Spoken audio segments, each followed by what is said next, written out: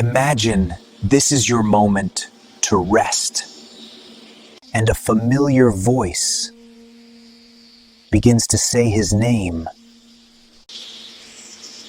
Today we present two stories of encounters on trails. In the remote desert regions of southern Utah, long stretches of empty land make sound travel strangely far. One evening, a lone camper settled near a cluster of red rock formations, not far from an abandoned service road.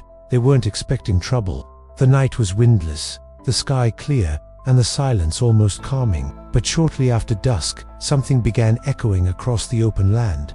It wasn't an animal call or the wind moving through stone. It was a voice human enough to understand, yet wrong enough to freeze the camper in place. The voice called out for help, distant at first, like someone lost. But the longer the camper listened, the more unsettling it became. The tone didn't match the words, the rhythm didn't match distress, and every repetition sounded identical, as if recorded and played back. Nothing in that desert should have been producing such a sound. The camper stepped out of the tent, listening again. The voice called once more, this time closer. Too close. The desert is notorious for tricks of distance, but this voice didn't fade or shift like sound normally does. It approached in crisp, deliberate intervals, as if the source moved in straight, calculated steps. The camper scanned the darkness with a flashlight, finding only shrubs and the stark silhouettes of rock formations. Then, for a moment, everything became still. No insects, no distant hum of cars, not even wind. The quiet pressed against the camper like something physical. Suddenly the voice echoed again, louder and clearer. "Help me, please." But what made the camper's stomach drop wasn't the plea, it was the fact that the voice was now identical to the last. Every inflection perfectly mirrored.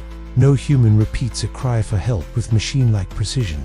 The camper backed toward the tent, hands shaking, gripping the flashlight as if it offered any real protection. The voice repeated again, and this time it came from a new direction entirely, as though the source had instantly moved half a mile to the left. Trying to rationalize the situation only made the fear sharper. Maybe there was another camper nearby, but how would they know exactly what to say, and why would their voice be so unnaturally consistent? The campers scanned the area again, light trembling in their hand. That's when they noticed something unsettling. Footprints, not boot prints, not even bare human feet. These were elongated, almost canine, but arranged in a pattern suggesting a creature that walked on two legs. The prints circled the area near the tent, some fresh, others older, as if the visitor had been returning night after night. The camper followed them with the flashlight, tracing their path until they vanished into the darker stretch between two tall rocks. While staring into that gap, the voice called out again, except this time it sounded like the camper's own voice. Same pitch, same tone, same subtle tremble. Hearing oneself echoed in the dark desert is something a person doesn't forget. Panic pushed the camper back several steps. Nothing about this was natural. Whatever creature lurked out there wasn't mimicking helpless strangers, it was mimicking them. The voice repeated again, but now the words changed. "Come here, I need you." Same tone, same pitch, same breath patterns, almost playful. The camper grabbed their pack and quickly began dismantling parts of their setup. But their hands shook too violently to work efficiently. They fumbled a stake, dropping it into the sand. As they reached down to grab it, another sound filled the air, a low guttural clicking, almost like bones being tapped together. It came from behind the rocks. The camper stepped back, shining the light toward the sound, but nothing reflected, nothing moved.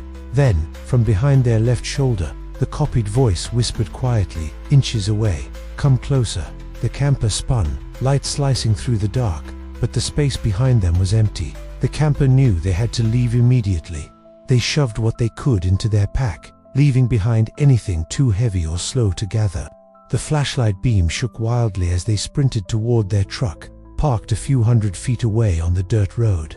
As they ran, the voice multiplied, first to the left, then the right, then directly ahead. A dozen identical echoes bounced across the desert, all using the same stolen voice, calling the same phrases. None of it sounded desperate anymore. It sounded amused. The camper's boots slammed against the sand as they pushed toward the truck, lungs burning. Suddenly, something massive moved, to the right, too fast to be a person, too heavy to be a coyote. The movement was a blur, a shape that bent in ways the human body couldn't. Reaching the truck felt like salvation. The camper yanked the door open and threw themselves inside, locking it instantly. Dust swirled as the engine roared to life, but the headlights illuminated something they wished they'd never seen.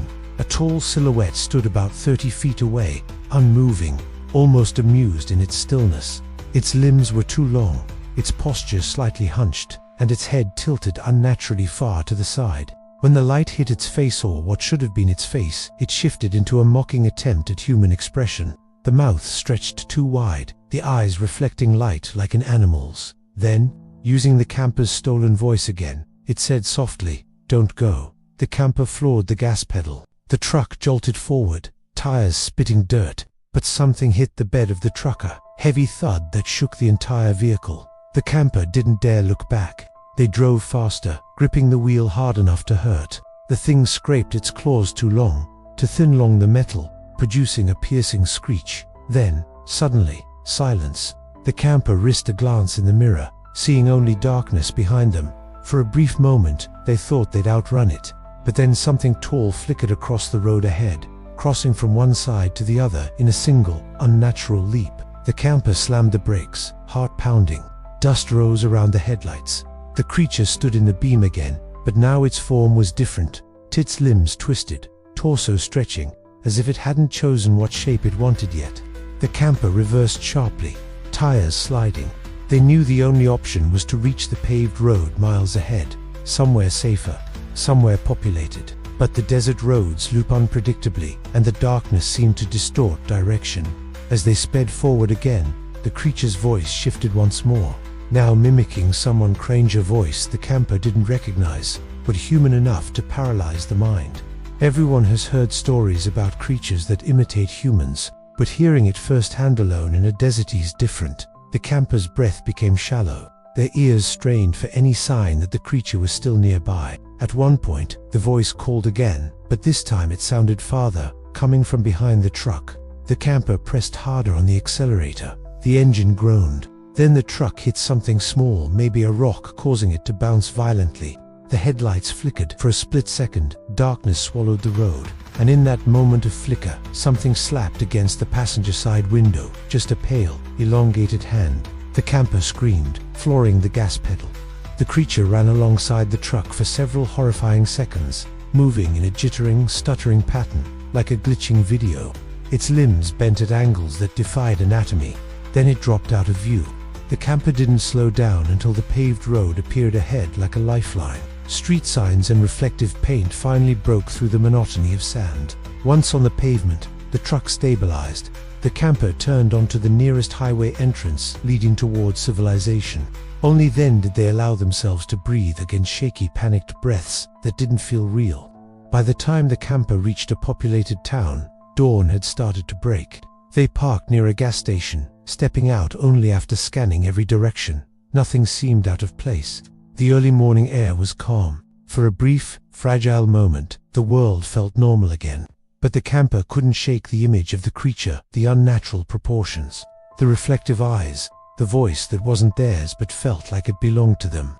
After several minutes, they went inside the gas station, purchased water with trembling hands, and sat in the car trying to calm their thoughts. That day, the camper drove out of Utah immediately, unable to shake the feeling of being watched. Every time they looked in the rearview mirror, they expected to see a pale face peeking over the tailgate. They stopped only for gas, avoiding conversation with anyone. Time passed slowly, and even far from the desert. A dread lingered like something unseen was still pacing just out of view. Rational explanations failed. Maybe a wild animal. No, nothing could mimic a voice with such precision. Nothing could stand and move the way that creature did. Nothing human could shift shape like that. Later that week, the camper shared their story online, not for attention, but because they needed confirmation they weren't losing their mind. They described the voice, the silhouette, the impossible speed. Within hours, messages arrived. Most dismissed it, a few mocked it. But then one message stood out short, simple, and chilling. "You're not crazy. They imitate what they want to become." Another wrote, "Never answer when it calls with your voice." The camper didn't reply. They simply closed the screen and locked their doors. Nighttime became unbearable after that.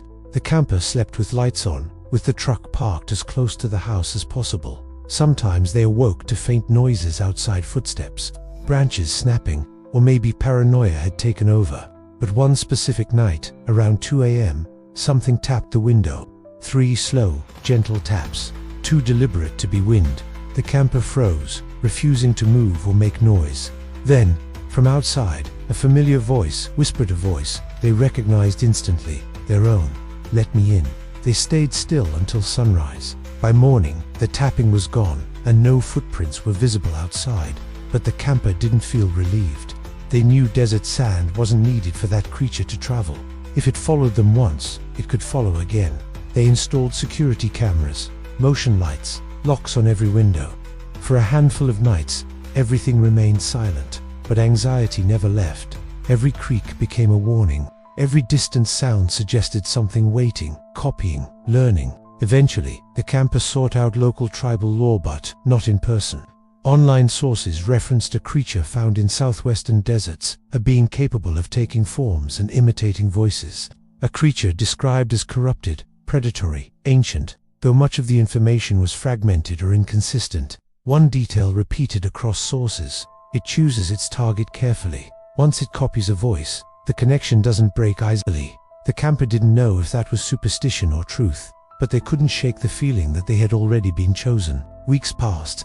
Life resumed, but only on the surface. Underneath, the camper lived with constant tension, checking windows, turning on lights, listening for anything unusual.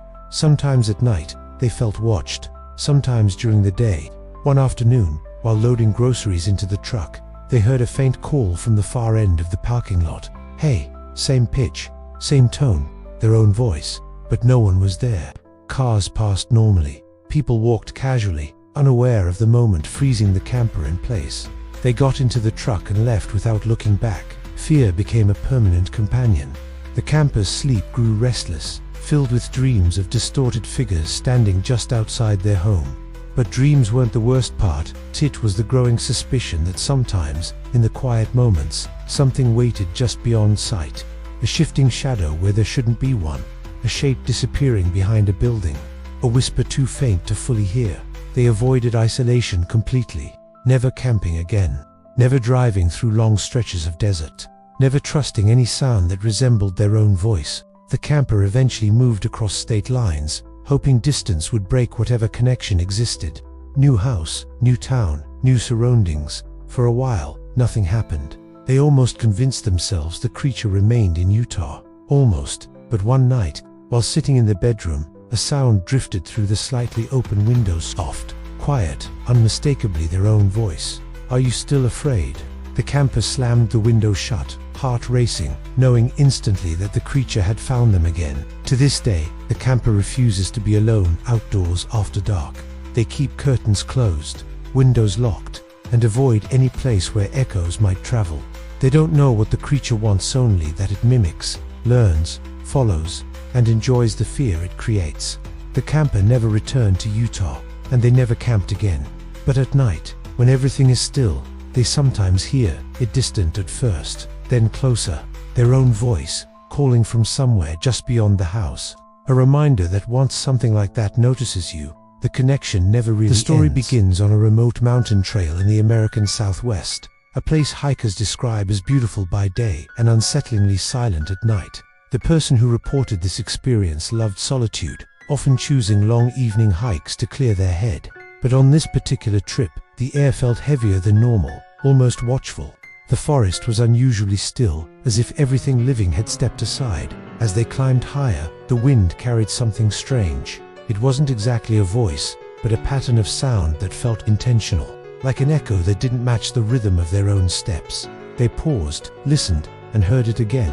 A broken imitation of movement, as if something nearby was trying to mimic the sound of a person walking. They decided to continue, telling themselves it was an animal. But as the trail narrowed, they began to notice how the twilight distorted the shapes around them. Trees seemed to bend in unnatural angles, shadows stretched too long, and the sense of being watched tightened.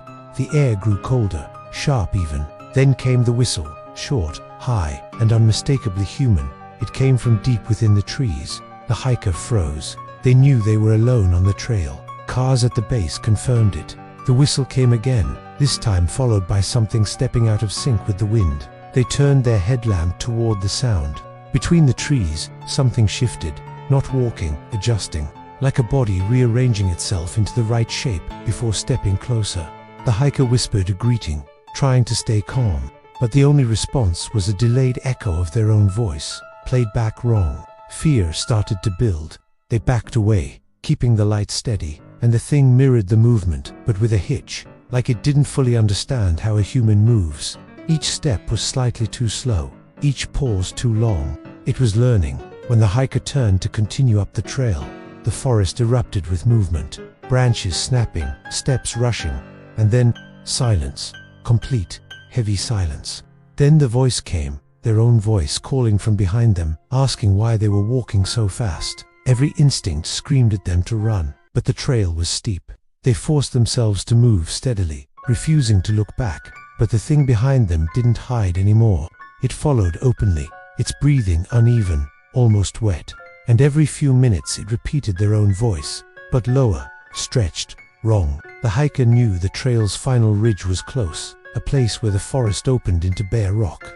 If they could reach it, they'd at least see what was following them. But as they approached the clearing, they heard the creature stop. Then it spoke again, this time not mimicking.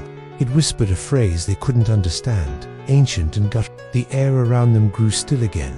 When they stepped into the clearing, the sky looked darker than it should have been, moon hidden, stars faint. They turned on the flashlight full force and scanned the tree line. That's when they saw it. A shape crouched low, too long-limbed, its posture collapsing and reforming like it was choosing a shape. The creature rose slowly, and its head tilted in a way no human neck could manage. Its eyes reflected the light, but not like an animal, more like polished stone, cold and empty. It stepped forward, and its legs bent the wrong way before correcting themselves, as if adjusting to the human form it was imitating. Then it smiled. Not wide, not monstrous, just wrong. A thin stretch of the lips, like someone copying a gesture they had only seen once. The hiker stumbled backward, and the creature instantly mirrored the exact movement, down to the angle of the arms. It wasn't mocking, it was studying. The hiker grabbed a loose rock and hurled it. The creature dodged, but not naturally. Its body twitched, flickered almost, as if the movement had to be calculated. It let out another distorted version of the hiker's voice, asking them to come back. That was enough. They ran. The trail seemed endless. The thing followed, always close but never touching, repeating their voice at random intervals, sometimes whispering, sometimes shouting, always wrong. At one point, it ran ahead, but the sound still came from behind. The forest bent the noise in unnatural ways. When the hiker finally reached the base and got into their car, they didn't look back. But as they drove away, their phone buzzed, a voicemail. They played it. The recording was only 3 seconds long, the sound of their own voice, whispering from deep within the woods, "Don't leave me." Have you ever heard voices on the trail? Answer in the comments, was real or not? Sweet dreams.